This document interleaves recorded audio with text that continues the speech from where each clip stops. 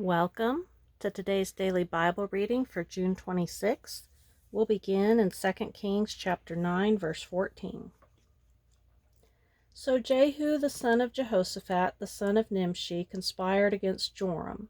Now Joram had kept Ramoth Gilead, he and all Israel, because of Hazael, king of Syria. But King Joram was returned to be healed in Jezreel of the wounds which the Syrians had given him when he fought with Hazael, king of Syria. And Jehu said, If it be your minds, then let none go forth nor escape out of the city to go to tell it in Jezreel. So Jehu rode in a chariot and went to Jezreel, for Joram lay there. And Ahaziah, king of Judah, was come down to see Joram. And there stood a watchman on the tower in Jezreel, and he spied the company of Jehu as he came, and said, I see a company. And Joram said, Take a horseman and send to meet them, and let him say, Is it peace? And so there went one on horseback to meet him, and said, Thus saith the king, Is it peace? And Jehu said, Thus saith the king. And Jehu said, What hast thou to do with peace? Turn thee behind me. And the watchman told, saying, The messenger came to them, but he cometh not again. Then he sent out a second on horseback, which came to them, and said, Thus saith the king, Is it peace? And Jehu answered, What hast thou to do with peace? Turn thee behind me. And the watchman told, saying, He came even unto them, and cometh not again. And the driving is like the driving of Jehu the son of Nimshi, for he driveth furiously. And Joram said, Make ready. And his chariot was made ready. And Joram king of Israel and Ahaziah king of Judah went out, each in his chariot. And they went out against Jehu, and met him in the portion of Naboth the Jezreelite. And it came to pass, when Joram saw Jehu, that he said, Is it peace, Jehu? And he answered, What peace, so long as the whoredoms of thy mother Jezebel and her witchcrafts are so many? And Joram turned his hands and fled, and said to Ahaziah, There is treachery, O Ahaziah. And Jehu drew a bow with his full strength, and smote Jehoram between his arms, and the arrow went out at his heart, and he sunk down in his chariot. Then said Jehu to Bidkar his captain, Take up and cast him in the portion of the field of Naboth the Jezreelite. For remember how that, when I and thou rode together after Ahab his father, the Lord laid this burden upon him. Surely I have seen yesterday the blood of Naboth, and the blood of his sons, saith the Lord, and I will requite thee in this plat, saith the Lord. Now therefore take and cast him in the plat of ground, according to the word of the Lord. But when Ahaziah the king of Judah saw this, he fled by the way of the garden house. And Jehu followed after him, and said, Smite him also in the chariot. And they did so at the going up of Gur, which is by Ibleam. And he fled to Megiddo, and died there. And his servants carried him in a chariot to Jerusalem, and buried him in his sepulchre with his fathers in the city of David. And in the 11th year of Joram, the king of Ahab, in the 11th year of Joram, the son of Ahab, began Ahaziah to reign over Judah. And when Jehu was come to Jezreel, Jezebel heard of it, and she painted her face, and tied her head, and tiered her head, and looked out at a window. And as Jehu entered in at the gate, she said, Had Zimri peace, who slew his master? And he lifted up his face to the window, and said, Who is on my side? Who? And there looked out to him 2 or 3 eunuchs.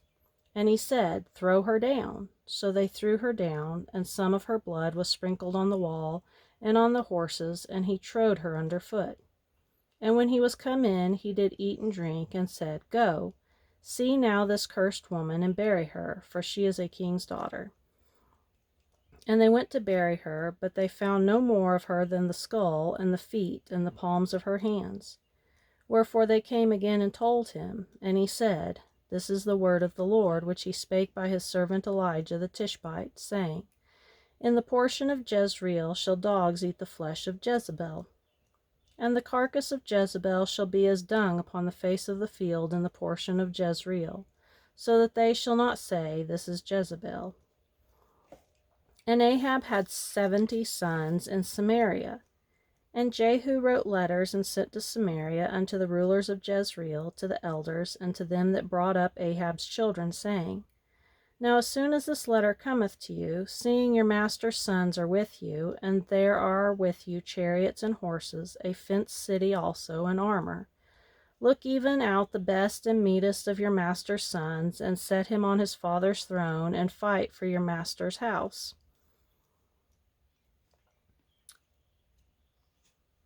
But they were exceedingly afraid, and said, Behold, 2 kings stood not before him. How then shall we stand? And he that was over the house, and he that was over the city, the elders also, and the bringers up of the children, sent to Jehu, saying, We are thy servants, and we will do all that thou shalt bid us. We will not make any king. Do thou that which is good in thine eyes. Then he wrote a letter the second time to them, saying, If ye be mine, and if ye will hearken unto my voice, take ye the heads of the men your master's sons, and come to me to Jezreel by tomorrow this time. Now the king's sons, being 70 persons, were with the great men of the city, which brought them up. And it came to pass, when the letter came to them, that they took the king's sons, and slew 70 persons, and put their heads in baskets, and sent them to Jezreel. And there came a messenger, and told him, saying, They have brought the heads of the king's sons. And he said, Lay ye them in 2 heaps at the entering in of the gate until the morning. And it came to pass in the morning that he went out, and stood, and said to all the people, Ye be righteous. Behold, I conspired against my master, and slew him. But who slew all these? Know now that there shall fall unto the earth nothing of the word of the Lord, which the Lord spake concerning the house of Ahab. For the Lord hath done that which he spake by his servant Elijah. So Jehu slew all that remained of the house of Ahab in Jezreel, and all his great men, and his kinsfolks, and his priests, until he left him none remaining. And he arose and departed, and came to Samaria. And as he was at the shearing house in the way, Jehu met with the brethren of Ahaziah, king of Judah, and said, Who are you?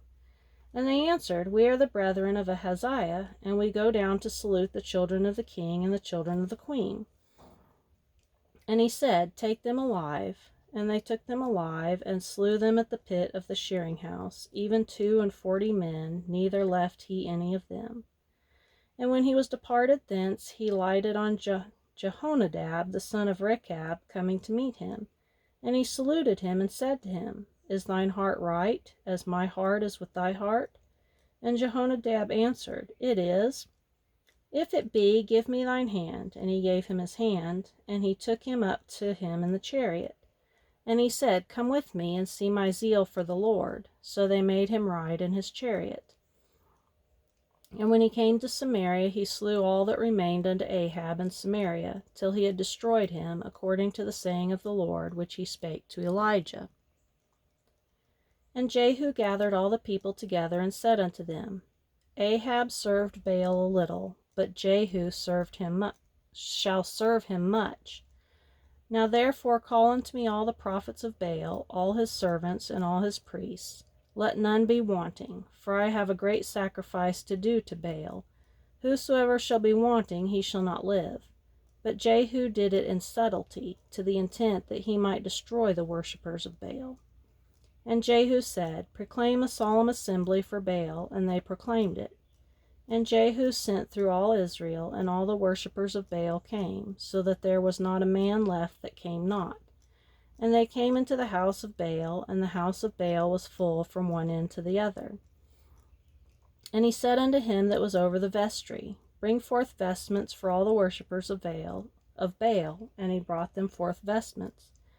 And Jehu went, and Jehonadab the son of Rechab, into the house of Baal, and said unto the worshippers of Baal, Search and look that there be here with you none of the servants of the Lord, but the worshippers of Baal only. And when they went in to offer sacrifices and burnt offerings, Jehu appointed 80 men without, and said, If any of the men whom I have brought into your hands escape, he that letteth him go, his life shall be for the life of him. And it came to pass, as soon as he had made an end of offering the burnt offering, that Jehu said to the guard and to the captains, Go in and slay them, let none come forth. And they smote them with the edge of the sword, and the guard and the captains cast them out, and went to the city of the house of Baal.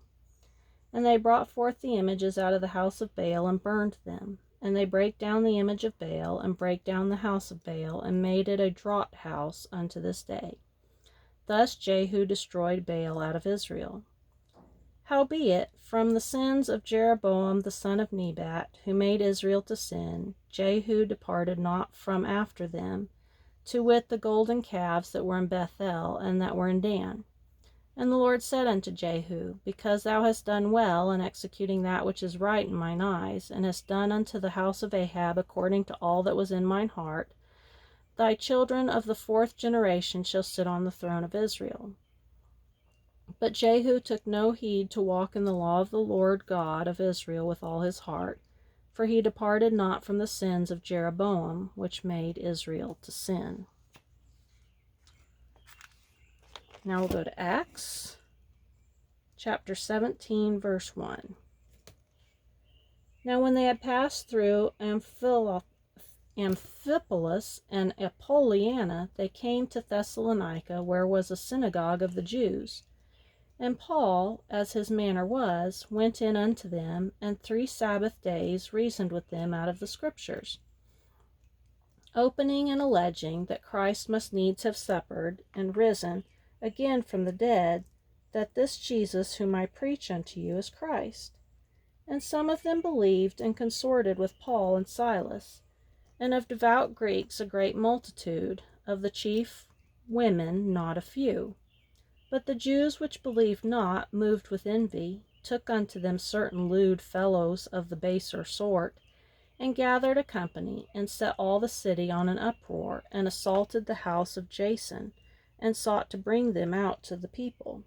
And when they found them not, they drew Jason and certain brethren unto the rulers of the city, crying, These that have turned the world upside down are come hither also, whom Jason hath received, and these all do contrary to the decrees of Caesar, saying that there is another king, one Jesus. And they trouble the people and the rulers of the city when they heard these things. And when they had taken security of Jason and of the other, they let them go. And the brethren immediately sent away Paul and Silas by night unto Berea, who, coming thither, went into the synagogue of the Jews. These were more noble than those in Thessalonica, in that they received the word with all readiness of mind, and searched the Scriptures daily, whether those things were so. Therefore many of them believed, also of the honorable women which were Greeks, and of men not a few.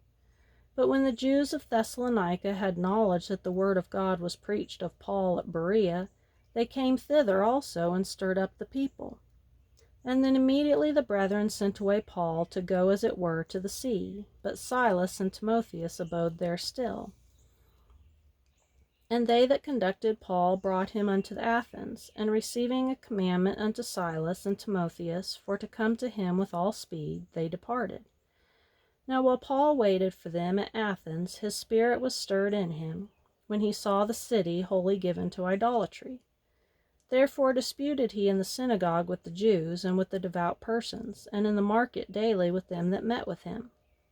Then certain philosophers of the Epicureans and of the Stoics encountered him, and some said, What will this babbler say?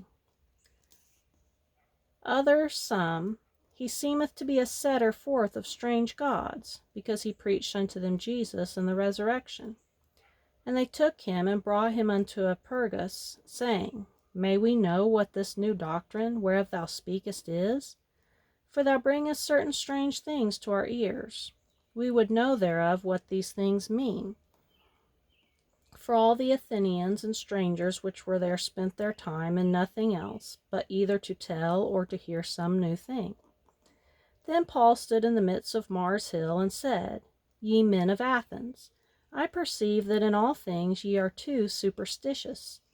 For as I passed by and beheld your devotions, I found an altar with this inscription, To the unknown God, whom therefore ye ignorantly worship, him declare I unto you. God that made the world and all things therein, seeing that he is Lord of heaven and earth, dwelleth not in temples made with hands, neither is worshipped with men's hands, as though he needed anything, seeing he giveth to all life and breath and all things, and hath made of one blood all nations of men for to dwell on all the face of the earth, and hath determined the times before appointed and the bounds of their habitation, that they should seek the Lord, if haply they might feel after him, and find him, though he be not far from every one of us. For in him we live and move and have our being, as certain also of your own poets have said, for we are also his offspring. Forasmuch then as we are the offspring of God, we ought not to think that the Godhead is like unto gold or silver or stone, graven by art and man's device. And the times of this ignorance God winked at, but now commandeth all men everywhere to repent, because he hath appointed a day in the which he will judge the world in righteousness by that man whom he hath ordained, whereof he hath given assurance unto all men, in that he hath raised him from the dead. And when they heard of the resurrection of the dead, some mocked, and others said, We will hear thee again of this matter. So Paul departed from among them. Howbeit certain men clave unto him, and believed, among which was Dionysius the Areopagite, and a woman named Damaris, and others with them. Now we'll go to Psalm chapter 144, verse 1. Blessed be the Lord, my, excuse me. Blessed be the Lord my strength, which teacheth my hands to war and my fingers to fight. My goodness and my fortress, my high tower and my deliverer, my shield and he in whom I trust, who subdueth my people under me. Lord, what is man that thou takest knowledge of him, or the son of man that thou makest account of him? Man is like to vanity, his days are as a shadow that passeth away. Bow thy heavens, O Lord, and come down. Touch the mountains, and they shall smoke. Cast forth lightning, and scatter them. Shoot out thine arrows, and destroy them. Send thine hand from above. Rid me, and deliver me out of great waters, from the hand of strange children, whose mouth speaketh vanity, and their right hand is a right hand of falsehood. I will sing a new song unto thee, O God, upon a psaltery, and an instrument of 10 strings will I sing praises unto thee. It is he that giveth salvation unto kings, who delivereth David his servant from the hurtful sword. Rid me and deliver me from the hand of strange children, whose mouth speaketh vanity, and their right hand is a right hand of falsehood. That our sons may be as plants grown up in their youth, that our daughters may be as the cornerstones, polished after the similitude of a palace, that our garners may be full, affording all manner of store, that our sheep may bring forth thousands and 10,000s in our streets, that our oxen may be strong to labor, that there be no breaking in nor going out, that there be no complaining in our streets. Happy is the people that is in such a case, yea, happy is that people whose God is the Lord. And Proverbs chapter 18, chapter 17, verse 27 and 28. He that hath knowledge spareth his words, and a man of understanding is of an excellent spirit. Even a fool, when he holdeth his peace, is counted wise, and he that shutteth his lips is esteemed a man of understanding.